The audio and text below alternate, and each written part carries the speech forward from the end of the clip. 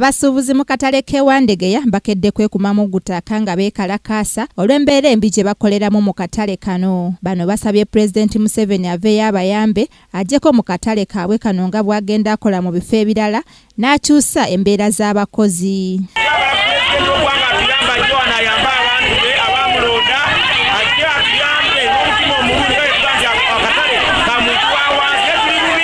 Bano era baagala n'obukulembeze obuliko nga bukulembera Musa bukyusibwemu kubanga basusse okubatulugunya nga babasaba ensimbi ennyingi ate nga n'obukyafu bungi mu katale kano.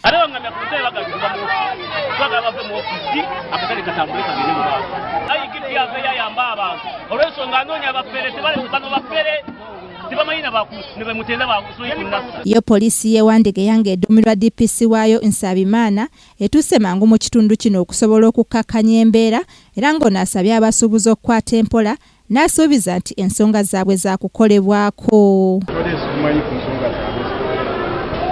Nyingi ziwerako naye nga management ensonga zagenda zanjulira management ezikululemu.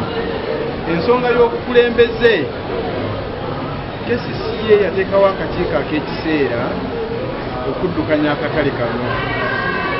Akakiiko ako era nga bwenkyogedde nti ka kiseera naye essaawa egenda tuuka management ejja kuvaayo ekole enteekateeka ey'okulonda obukulembeze mu katale. Akatale k'ewandegeya ke kamu ku butale obwazimbibwa wansi w'enkola ey'okukulaakulanya obutale butuukane n'omutindo okwetooloola eggwanga nga yateekebwamu ensimbi aba African Development Bank. Kyokka okuva akatale kano lwe kaazimbibwa kaze kabeeramu obwegugungo obw'enjawulo obwekuusa ku nsonga z'abasuubuzi okuweebwa ebifo eby'enjawulo n'ensimbi ennyingi eziba binikibwa KCCA. Kairat Kaweesa, Kingdom TV, amalindirire. This is Kingdom TV.